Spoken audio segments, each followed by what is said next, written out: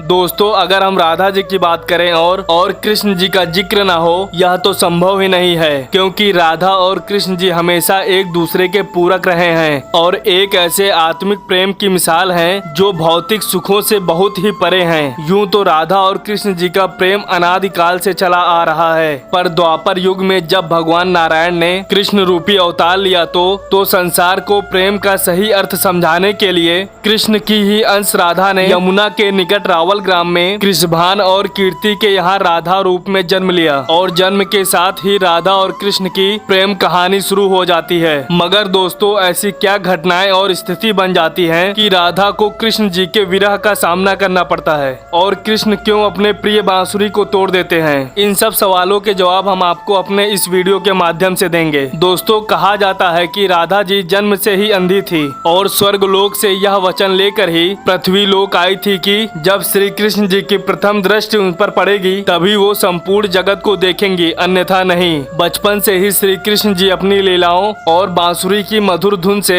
बरसाना के नगर वासियों का मन मोहित करते रहते हैं और राधा और कृष्ण तो 8 साल की उम्र से ही अपने प्रेम का आनंद लेने लगे थे। श्री कृष्ण को अपने जीवन में राधा और बांसुरी दो ही सबसे प्रिय थे जो आपस में एक दूसरे से गहराई से जुड़े हुए थे। जब भी श्री कृष्ण जी बांसुरी बजाते राधा जी दौड़ी चली आती और घंटों बांसुरी की धुन में मग्न रहती, जो उनके प्रेम को और बढ़ाता गया। वो यमुना नदी के तट पर बैठकर घंटों समय व्यतीत करते थे, पर उनका ये सुखद समय कुछ ही वर्षों का था, क्योंकि जैसे ही कृष्ण के मामा कंस को उनके वृंदावन में होने का पता चला, उसने तुरंत ही कृष्ण जी को मथुरा में युद्ध करने का निमंत्रण दे दिया, जिसके लिए कृष्ण जी को अपनी यशोदा माँ और पूरे गांव के साथ राधा जी को भी छोड़कर जाना था। कृष्ण और राधा दोनों को पहले से पता था कि कृष्ण जी अब वृंदावन कभी नहीं आ पाएंगे और बहुत समय तक एक दूसरे से मिल भी नहीं पाएंगे, तो इसीलिए मथुरा जाने से पहले राधा जी ने कृष्ण जी से 2 वचन लिए। पहला वचन था कि राधा के हृदय में हमेशा केवल कान्हा का वास रहेगा और दूसरे वचन के अनुसार मृत्यु से पहले उन्हें कान्हा के दर्शन होंगे। परंतु इन वचनों को देने के बाद श्री कृष्ण जी को पता था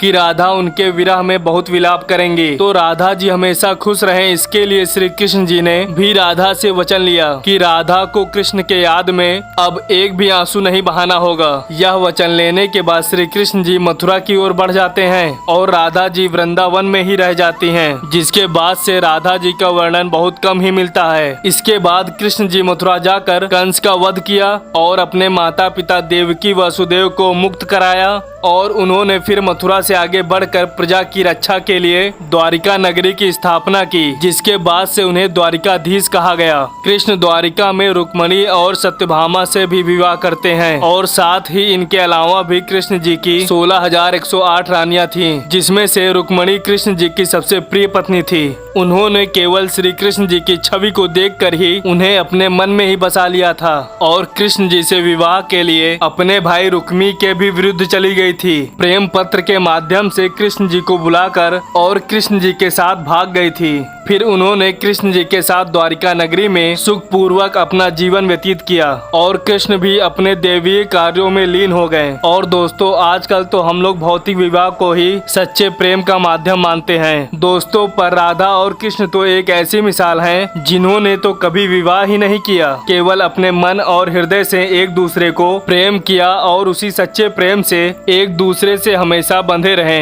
दोस्तों राधा और कृष्ण जी के प्रेम के बहुत से अलग अलग कथाएं हैं और उनमें से एक प्रचलित कहानी यह है कि कृष्ण जी कभी कभी सोते ही राधे श्री राधे बोल पड़ते थे, जो श्री कृष्ण की रानियों को अच्छा नहीं लगता था। तो एक बार रुक्मणी जी ने कृष्ण जी से कहा कि हे प्रभु, प्रेम तो हम सब भी आपसे करते हैं, पर ऐसा राधा जी में क्या है जो आप सोते हुए भी उनको याद करते हैं? तो कृष्ण बोले, एक बार तुम राधा से मिल आओ, फिर तुम्हें खुद ही पता चल जाएगा और उनके लिए कुछ लेते हुए भी जाना। जिसके बाद रुक्मणी राधा जी के लिए बहुत गर्म दूध लेकर जाती हैं और राधा जी के महल के द्वार पर पहुंचती हैं, जहां वो तेज और जवान स्त्री को खड़ा देखती हैं तो उनसे पूछती हैं कि क्या आप ही राधा हो? तो वो कहती है नहीं मैं राधा नहीं, मैं उनकी सेविका हूँ। राधा रानी तो 7 द्वार के अंदर मिलेंगी। तो रुक्मणी जी 1-2 करके ऐसे सभी द्वारों को पार करती जाती हैं। दोस्तों जब वो राधा रानी के कक्ष में पहुँचती हैं तो उन्हें पता चलता है कि राधा कई रातों से कृष्ण जी का नाम जपते हुए जगती रही हैं और अभी ही उन्हें निद्रा आई है। रुक्मणी राधा के सखियों से कृष्ण द्वारा मिलने के लिए कहने के बारे में बताती हैं तो उतने में ही राधा जी उठ जाती हैं और कहती हैं कि कृष्ण ने आज मुझसे मिलने के लिए किसी को भेजा है। रुक्मणी आश्चर्यचकित हो जाती हैं। केवल कृष्ण जी का नाम लेने से राधा जागृत हो गई और उन्हीं के बारे में पूछने लगी। इतना ही नहीं, जब राधा जी को पता चला कि कृष्ण जी ने उनके लिए प्रसाद भेजा है तो वो बिना कुछ सोचे रुक्मणी से वो गर्म दूध लेकर पी जाती हैं, जिसे देखकर रुक्मणी हैरान रह जाती हैं। फिर वो राधा जी से बातें करके वापस आ जाती हैं। ये सब हो जाने के बाद जब रात्रि के समय रुक्मणी जी श्री कृष्ण के पैर दबाती हैं तो देखती हैं कि उनके पैरों में छाले पड़ गए हैं, जिसे देखकर वो हैरान रह जाती हैं और पूछती हैं प्रभु आप कहाँ पैदल गए थे जो आपके पैरों में छाले पड़ गए हैं। तो कृष्ण जी बोले आपने गलती से राधा जी को गर्म दूध पिलाया था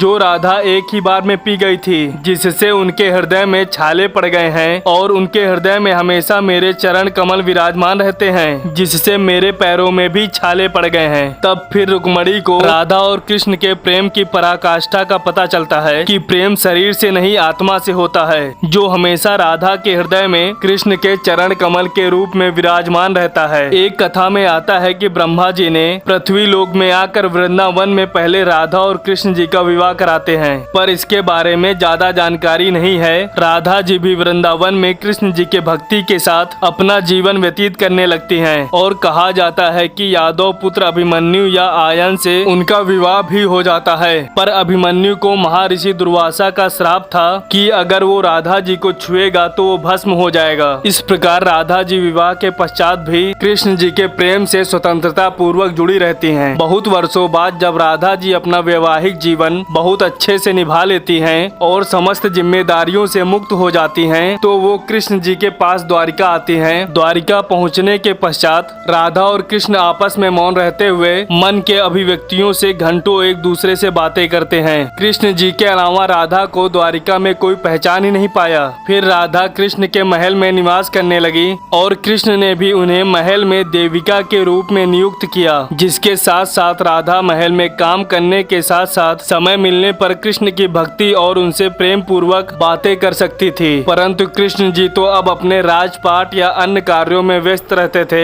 दूसरी ओर राधा अपने पुराने कृष्ण को ही याद करती थी। तो कृष्ण का पुराने दिनों जैसा साथ ना पाकर राधा जी का मन और अधिक व्याकुल रहने लगा और उन्हें डर सताने लगा कि कृष्ण जी की जो मनोहर छवि उनके हृदय में है वो कहीं धूमिल न हो जाए। इसी डर से राधा ने चुपचाप तरीके से राजभवन और द्वारिका नगरी भी छोड़ दी। जिसके बाद ऐसे ही कुछ समय और बिताने के बाद जब राधा जी का अंतिम समय पास आने लगा तब उन्होंने कृष्ण का स्मरण कर उन्हें अपने वचन की याद दिलाई। राधा जी के स्मरण करते ही कृष्ण जी वहाँ दौड़े दौड़े चले आए, परंतु राधा की अत्यंत दयनीय स्थिति देखकर वे अत्यधिक भावुक हो गए और उन्होंने राधा से अंतिम समय में कुछ मांगने को कहा, जिस पर राधा ने उनके सामने एक ही इच्छा प्रकट की थी कि वो अपने जीवन के अंतिम समय में कृष्ण का वही रूप देखना चाहती है जैसे वो वृंदावन में देखा करती थी। वो उन्हें वही बांसुरी की मीठी धुन बजाते हुए सुनना चाहती हैं। दोस्तों राधा जी का बस इतना कहना था कि कृष्ण ने अपनी बांसुरी उठाई और वही मीठी धुन बजाने लगे और बांसुरी बजाते हुए कृष्ण और उनकी धुन सुनती राधा दोनों के ही आंखों से प्रेम के आंसू की धारा बह रही थी। इतना ही नहीं, बांसुरी की मीठी धुन सुनते सुनते ही माता राधा ने उनके सामने प्राण त्याग दिए, जिसके बाद उनकी मृत्यु से कृष्ण जी इतने विचलित हो गए कि उन्होंने अपनी प्रिय बांसुरी को वहीं तोड़कर फेंक दिया था। तो ऐसे राधा जी की मृत्यु के साथ ही कृष्ण ने बांसुरी से भी हमेशा के लिए मुख मोड़ लिया, क्योंकि बांसुरी और राधा का एक अद्भुत रिश्ता था। इसलिए राधा जी के मृत्यु के पश्चात कृष्ण ने अपने शेष जीवन में बांसुरी तो क्या किसी अन्य वाद्य यंत्र को हाथ भी नहीं लगाया। दोस्तों राधा और कृष्ण के प्रेम कहानी के लिए कहा भी जाता है, एक प्राण दो देही, जिनके शरीर बस अलग थे, आत्मा एक ही थी। तो दोस्तों कैसा लगा आपको हमारा वीडियो कमेंट में जरूर बताएं। चैनल पर नए हो तो चैनल को सब्सक्राइब करें और बेल आइकन दबाना ना भूलें। मिलते हैं दोस्तों अगले वीडियो में।